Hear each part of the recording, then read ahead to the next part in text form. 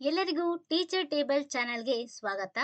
ಇವತ್ತಿನ ವಿಡಿಯೋದಲ್ಲಿ 5ನೇ ತರಗತಿ ಕನ್ನಡ ನದಿಯ ಅಳಲು ಪಾಠದ ಪ್ರಶ್ನೋತ್ತರಗಳನ್ನು ನೋಡ್ತಾ ಹೋಗೋಣ. ಅಭ್ಯಾಸ ಆ ಕೆಳಗಿನ ಪ್ರಶ್ನೆಗಳಿಗೆ ಉತ್ತರಿಸಿ.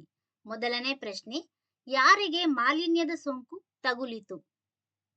ಉತ್ತರ, ಭರತ ಮತ್ತು ಶಂಕರನಿಗೆ ನದಿಯ ಮಾಲಿನ್ಯದ ಸೋಂಕು ತಗುಲಿತು.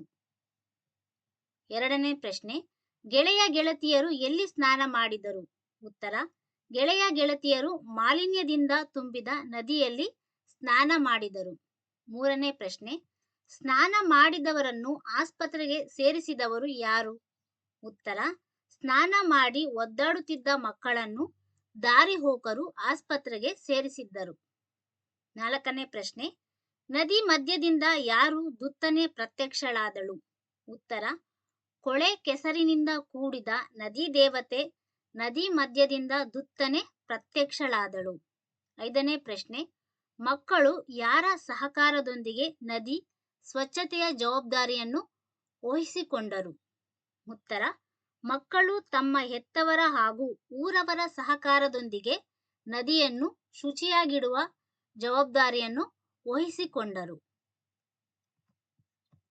ಆ ಕೆಳಗಿನ ಪ್ರಶ್ನೆಗಳಿಗೆ 2-3 ವಾಕ್ಯಗಳಲ್ಲಿ ಉತ್ತರಿಸಿ. ಮೊದಲನೇ ಪ್ರಶ್ನೆ, ಮಕ್ಕಳು ಏಕೆ ನದಿಯಲ್ಲಿ ಸ್ನಾನ ಮಾಡಿದರು? ಉತ್ತರ, ಭಾನುವಾರ ಶಾಲೆಗೆ ರಜೆವಿದ್ದುದರಿಂದ ಆಟವಾಡಲು ಹೋಗಿದ್ದರು. ಮಧ್ಯಾಹ್ನದವರೆಗೂ ಆಟವಾಡಿ ಆನಂತರ ಸೆಕೆಯನ್ನು ತಾಳಲಾರದೆ ಊರಿನ ಪಕ್ಕದ ನದಿಯಲ್ಲಿ ಸ್ನಾನ ಮಾಡಿದರು. ಎರಡನೇ ಪ್ರಶ್ನೆ, ಸ್ನಾನದ ಬಳಿಕ ಮಕ್ಕಳ ಸ್ಥಿತಿ ಏನಾಗಿತ್ತು?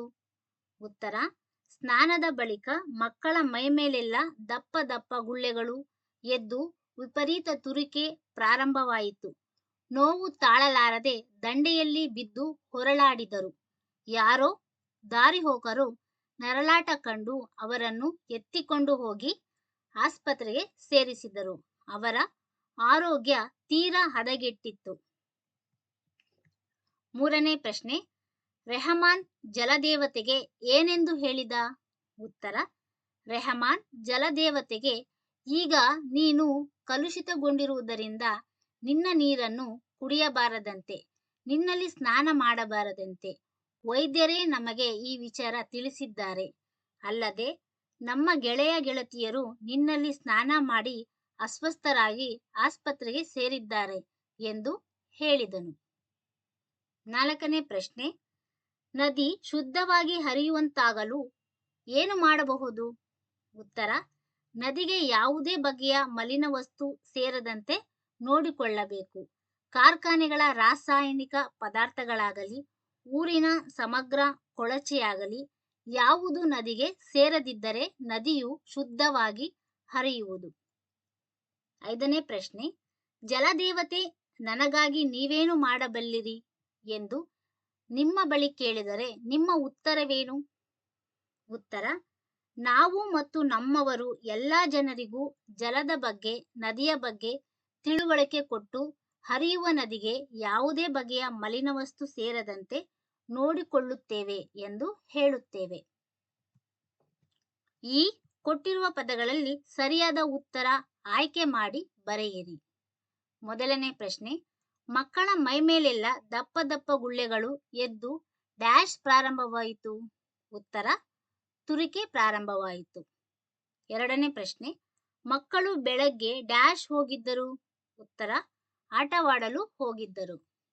ಮೂರನೇ ಪ್ರಶ್ನೆ, ಮಲಿನ ನದಿಯು ಮನುಷ್ಯರ ಜೀವಕ್ಕೆ ಡ್ಯಾಶ್?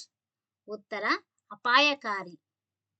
ನಾಲ್ಕನೇ ಪ್ರಶ್ನೆ, ನನ್ನ ಮೇಲಾಗುತ್ತಿರುವ ಮನುಷ್ಯರ ಡ್ಯಾಶ್ ಸಂಪೂರ್ಣವಾಗಿ ನಿಲ್ಲಬೇಕು? ಉತ್ತರ, ದೌರ್ಜನ್ಯ ಸಂಪೂರ್ಣವಾಗಿ ನಿಲ್ಲಬೇಕು. ಧನ್ಯವಾದಗಳು.